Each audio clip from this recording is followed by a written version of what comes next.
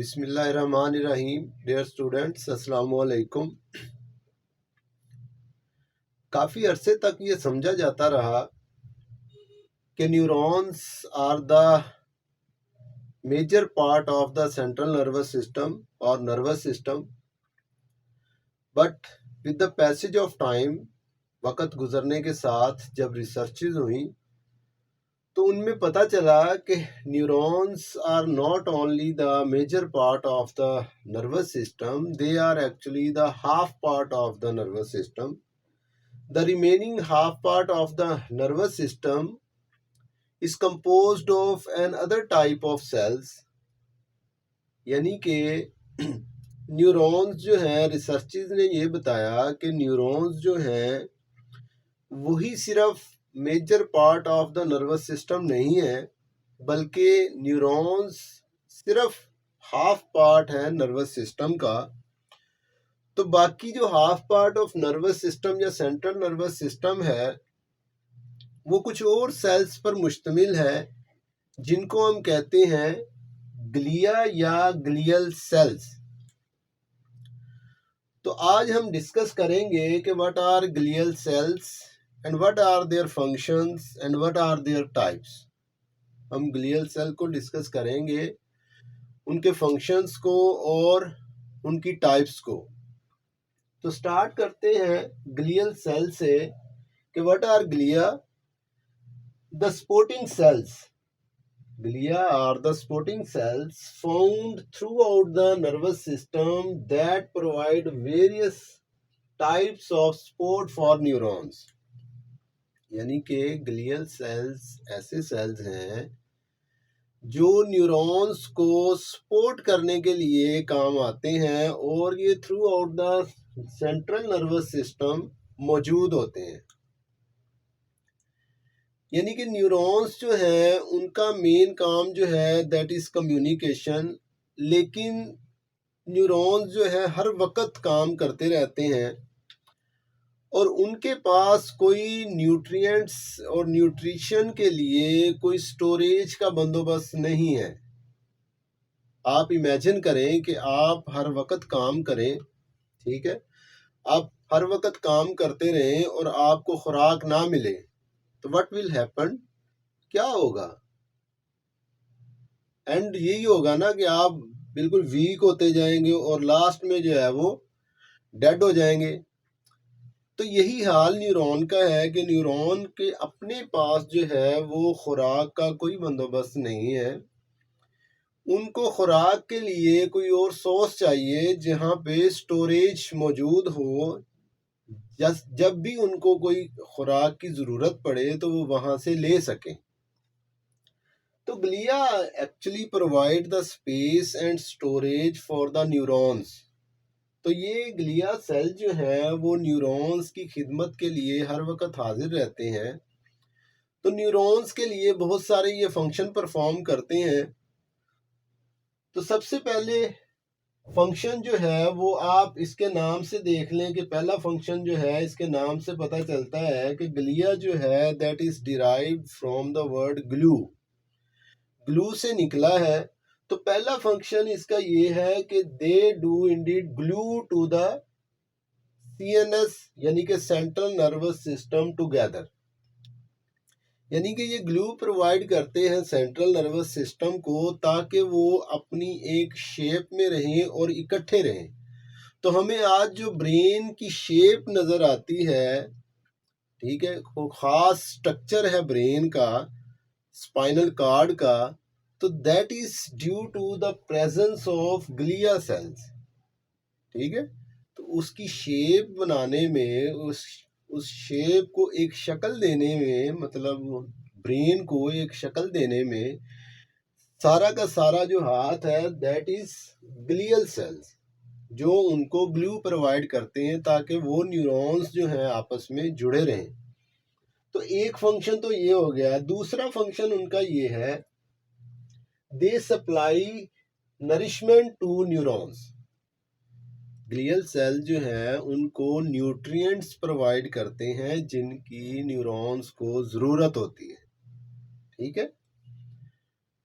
Number 3 पे they help to remove neurons waste product. ये neuron के जो वेस्ट प्रोडक्ट्स होते हैं, ठीक है, उनको भी रिमूव करने के काम आते हैं। मिसाल के तौर पर न्यूरॉन जब फंक्शनिंग कर रहा होता है तो उसमें बहुत सारे उस प्रोसेस के दौरान, मेटाबॉलिज्म के प्रोसेस के दौरान बहुत सारी चीज़ें जो है वो टूटती हैं, ठीक है, बहुत सारे वेस्ट प्रोडक्ट जो है वो निकलते हैं। तो उनको क्लीन अप करने के लिए भी ये ग्लियल सेल्स काम आते हैं। To remove neurons waste products and even act as housekeepers by destroying and removing the carcasses of neurons that are killed by disease or injury। ठीक है, ये एक तो न्यूरॉन्स के वेस्ट प्रोडक्ट्स जो होते हैं उनको क्लीन अप करता है, और दूसरा किसी इंजरी या किसी डिजीज के नतीजे में न्यूरॉन्स खुद डेड हो जाते हैं, ठीक है, वो बेकार हो जाते हैं, तो उनको भी क्लीन अप करने के काम आते हैं ये। Number 4, they provide insulation around many axons, hence neurons are buffered physically and chemically from the rest of the body. तो ये बहुत सारे एक्सॉन के इर्द गिर्द जो है वो प्रोटेक्टिव कवरिंग जो है वो बनाते हैं। तो ये इस लिहाज से उन एक्सॉन को, उन न्यूरॉन्स को बफर प्रोवाइड करते हैं ताकि वो फिजिकली और केमिकली जो है वो दूसरे बॉडी पार्ट से महफूज रहे, ठीक है। तो उसके बाद they provide myelin sheets that in cases some axons are derived from special type of glial cells। यानी कि ये ग्लियल सेल जो है वो एक्सोन के गिर्द जो है वो माइलिन शीट बनाने का भी काम करते हैं। तो these are their major functions, 5 major functions which are performed by glial cells। तो इसके बाद अब इसकी टाइप्स देख लेते हैं। देयर आर 3 टाइप्स, बहुत सारी टाइप्स हैं लेकिन मेन 3 टाइप्स हम डिस्कस करेंगे। तो सबसे पहले है astrocytes. Astrocytes glial cells that provide support for neurons of the central nervous system. They provide nutrients and other substances and regulate the chemical composition of the extracellular fluid। They clean the debris within the brain bye phagocytosis. तो इसको देखें, ये astrocytes ऐसे glial cells हैं, astro नाम से जाहिर है कि इनकी शेप जो है वो स्टार की तरह होती है,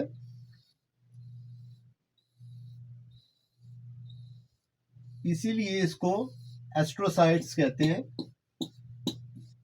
क्योंकि ये स्टार नुमा होते हैं, तो इनको एस्ट्रोसाइट्स कहते हैं। अब इनका काम क्या है कि ये न्यूट्रिएंट्स फ्राहम करते हैं न्यूरॉन्स को, न्यूट्रिशन फ्राहम करते हैं न्यूरॉन्स को। अब वो कैसे करते हैं कि इसके कुछ प्रोसेसेस जो हैं, कुछ एक्सट्रूजन्स जो हैं इसकी जो है एस्ट्रोसाइट्स की, वो कैप्चर करती हैं कैपिलरीज को, उसके इर्द गिर्द जो है वो लिपटी होती हैं। कैपिलरीज खून की नालियां, खून की वो बारीक नालियां जो हमारे जिस्म के हर हिस्से तक पहुंची होती हैं, जिससे हमें न्यूट्रिशन मिलती है। तो ये एक साइड से एस्ट्रोसाइट्स जो है, एक साइड से तो खून की कैपिलरीज के इर्द गिर्द लिपटे होते हैं और वहां से न्यूट्रिशन जो है वो लेके अपने अंदर स्टोर कर लेते हैं, और दूसरी जो है एक्सट्रूजन जो है वो किसी न्यूरॉन के इर्द गिर्द जो है वो लिपटी होती है। तो जब उस न्यूरॉन को ज़रूरत पड़ती है किसी खुराक की, किसी भी मॉलिक्यूल की, किसी भी प्रोटीन की, तो ये जो है, ये जो स्टोर की होती हैं, खून से लेके स्टोर की होती हैं, वो प्रोवाइड कर देता है न्यूरॉन को। तो that is the major function of the astrocytes. उसके अलावा they clean the debris with the brain by phagocytosis. तो फैगोसाइटोसिस क्या है?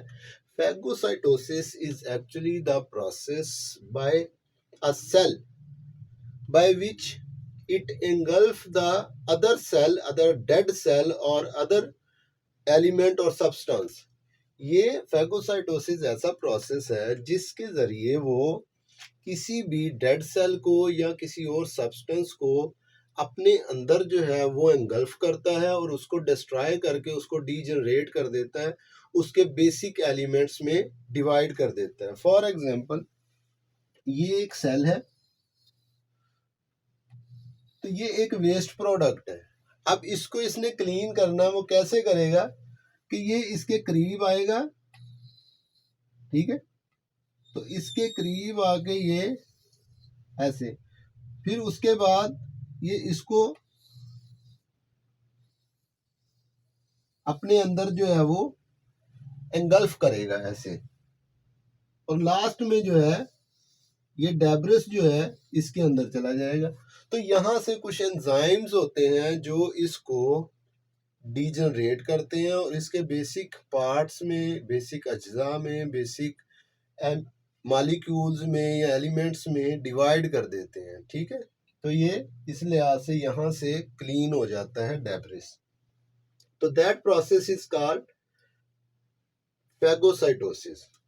तो नंबर 2 पे ओलिगोडेंड्रोसाइट्स।